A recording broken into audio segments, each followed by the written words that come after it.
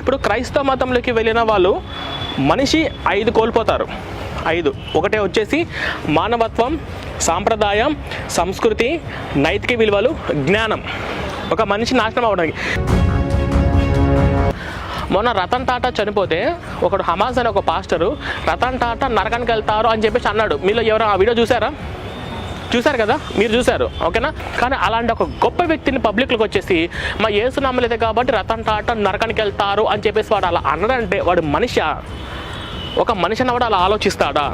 మానవత్వం ఉంటుందా అంటే మానవత్వము ఉండదు. పెద్దలు మీ పిల్లలు ఎవరితో స్నేహం చేస్తున్నారనేది 1కి 10 సార్లు చూడండి. ఎందుకంటే స్కూల్లో ఉన్నప్పుడే, స్కూల్ డేస్లో ఉన్నప్పుడే, కాలేజీ డేస్లో ఉన్నప్పుడే మీరు రండి చర్చికి వెళ్దాం సరదాగా.